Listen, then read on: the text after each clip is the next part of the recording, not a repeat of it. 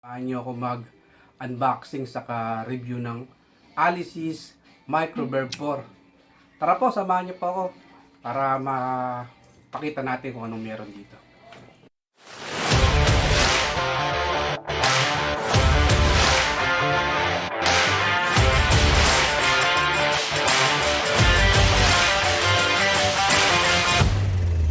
Abuting-ting, ito yung ano niya, carton niya.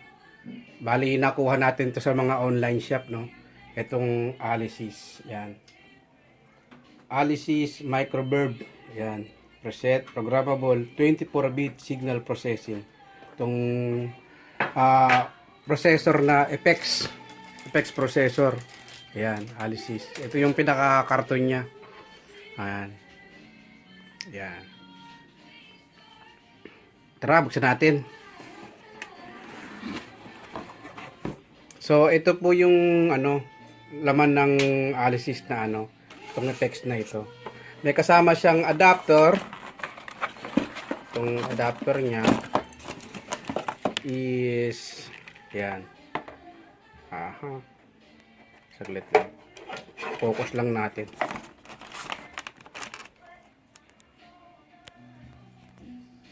Ayan. Mode, ayan o, 230 volts, 50 Hz. Bali, siya, 9 volts siya. 7.2 volts amperes. Ayan. Ayan siya. Ito laman, isa, adapter. Tapos, ito yung mismong unit. Ito yung mismong unit.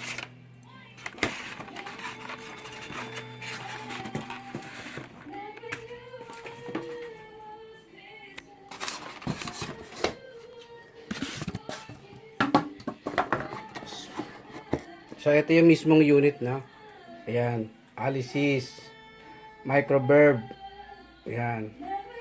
May input. Microverb 4 preset programmable. 24-bit signal processing. May input, mix, output. Tapos, ito yung LED display niya.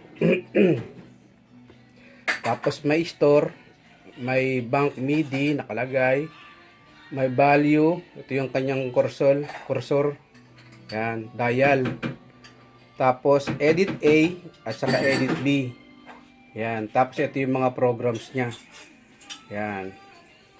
Ang hold niya 00 hanggang 9 yung pagpipilian ng program. Tapos 10 to 19 yun ang room na effects. 20 to 29 to 29 naman, yun ang plate. Tapos 30 to 49, chorus saka flange. Tapos 50 to 59, delay. 60 to 69, pitch shift. And 70 to 89, multi-effects.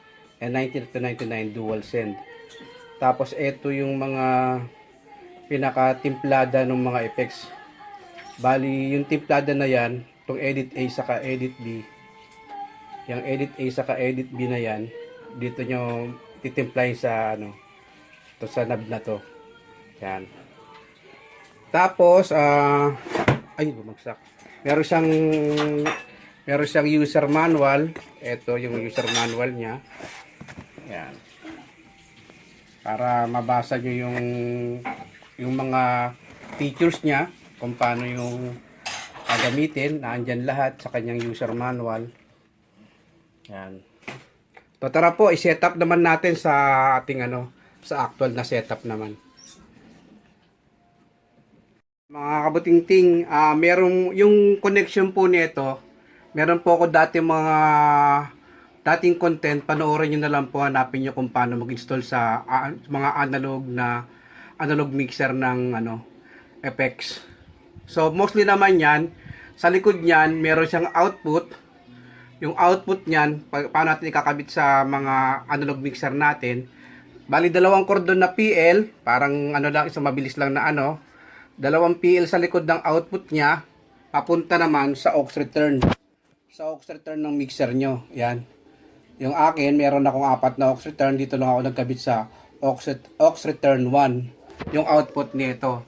Tapos, yung input naman niya, itong input sa likod, yan.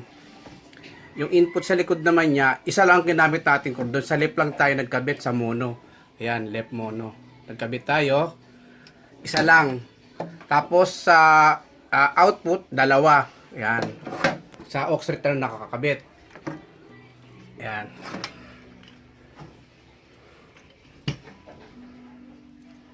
Ayan siya. So, ganun lang po ang setup, ano? Ganun lang ang setup niya. Wala na ipakita sa inyo yung pinaka niya, back panel niya. Ito yung kanyang back panel. Yan. Meron siyang sa power na 9 volts DC. Tapos may put switch. Saka MIDI out, MIDI through. Yan. MIDI out, MIDI through. Tapos may input, left mono and right. Saka output, left and right. So yan ang back panel niya. Back panel niya. Tara, setup naman natin. So, ayan po, yung nakabukas na po yung ating effects, no? Ito pong input niya, ano to sa kaliwa. So, pagka binaba nyo sa kaliwa, counterclockwise agad, mawawala po yung effects dito sa input. Yan. Pagka ginanyan, magkakaroon ulit siya. Tapos itong mix, mawawala din pagka binaba nyo ng sagad sa kaliwa. Yan. Yan, meron siya. Mix. Ang output naman, yan yung level ng effects na may ano nyo. May kakarga nyo sa sounds nyo. Yan. Tapos, andito tayo sa pinaka-preset niya. So, preset. Para malaman yung preset at saka yung user, ipindutin nyo itong MIDI, bank MIDI. Pag pinindit nyo yung bank MIDI, pupunta na tayo sa 100. So, tatlong digit, ano? Sabihin, pag tatlong digit, naandun ka sa user. Nasa user ka pag tatlong digit. Pag 2 digit lang, ito yung pinaka-preset niya. Doon sa user, 100, diyan ka pwede mag-save, mag-store ng mga ginawa mong programs o ginawa mong effects, parameter. Yan, yan. So, dito naman sa pinaka-preset niya, yan naman yung pinaka-ano niya. Yan naman yung pinaka-preset program niya. So, try natin galawin ng program, ano. Tapos dito, yan. Dito, ito yung edit A saka edit B. Sa edit A, pagka nasa 00 ka sa program, preset niya, try nating galawin yung effects. Itong edit A. Hey. Yan. Sobrang dami nung Yan, yan. Sobrang dami nung effects na kinakarga niya. Yan. Sound. Check. Hey. Hey. Sound. Yan. Hanggang pag counterclockwise, wala na siyang tunog. Yan. Wala nang effects. So, pag sa kanan, yung reverb niya, yung reverb dumadami. Yan. Dumadami yung pinaka-reverb niya. Tapos, try natin tong edit B. Itong knob. Sa kanan naman, check. Hey. Yan. Check. Check. Pag binaba natin, wala yung effects. Ito naman, ayan, wala, off din. Pagkasagad sa kanan, nag-off siya. Yan. Yan yung pinaka sa kanan ng edit B naman, yung high cut naman nakalagay, high cut. So pag sa edit A, yan, magkakaroon siya ng effects. Tapos dito yung level naman ng high cut. Yan. Yan. Isa po sa mga tapos, punta naman tayo sa isang program dito sa isang preset niya sa 50. Sa 50 yan. Galawin nyo lang itong dial, itong cursor niya. Ayan. Hanggang sa 50. Ayan. So yung 50, ang effects na to ay delay. Delay siya. So pag ginalaw natin to, yan, papansin nyo, yan, yung pinaka-delay time niya, ito yan, yan siya. Tapos pagka sa kaliwa, yan, A, sound. A, sound check. So ito yung 50, no? Sa 50 tayo, no? Tapos, halimbawa, ginalaw nyo itong edit A, Pwede nyo baguhin ng parameter ng ng time. Sound check. Yung time. Tapos ito yung time. Tapos ito yung feedback naman sa kanan ng edit B. Yung dami Ayan, feedback. So, ilagay nyo lang sa tamang gusto nyo program. Tapos, pag halimbawa na nyo na, save nyo lang siya. Tapos, pagka i-save nyo siya, pindutin mo lang yung store. Ayan, store. Lalabas dyan sa 150. So, pag lumabas na yung 150, bawa nagawa na, edit nyo na, pag lumabas na yung 150, okay, tapos isang papindot, magbiblink yan, masisave nyo na yun. So, kahit patayin nyo ulit, pag binuksan nyo ulit itong effects, nakasave na yung inyong effects na user effects. Ganun din sa ibang program. I-save nyo lang, store lang, mag-blink, pindutin nyo ulit ang isang, nakasave na kung saan yung number, ba 150. So, 50, masisave siya sa 150 rin. Kung 0, masisave siya sa 100. So, ganun siya.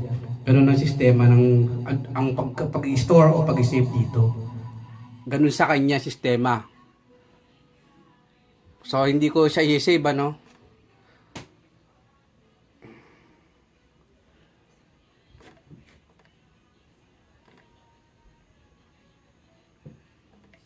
Patayin ko muna.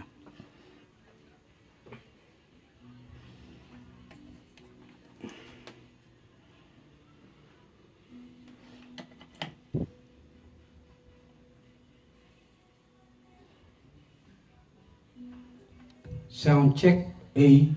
Sound check A. Sound check A. Yun. Yan siya. So, meron sa likod dyan, bypass. So, nilagyan ko yung bypass niya, nilagyan ko ng pedal. Ito.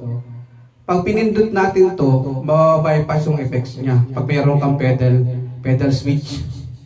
Yan. So, wala nang effects pagka pinindot mo tong pedal. Parang pinaka-switch niya. Switch on ng bypass at saka magkakaroon ng effects. Check. Yung pinindot ko ulit, may effects na. So, pindot ulit. Sa pagpindot, ayan, mawawala yung effects. So, ganyan lang po yung kung paano mag-save, mag-store, at saka kung paano gamitin yung mga... So, marami pang program dito na pwede nyo galawin, Tapos, pagka nagustuhan nyo na yung pinakatunog, pwede nyo i-save. Pwede nyo i-save sa kanyang pinaka-user, sa user niya.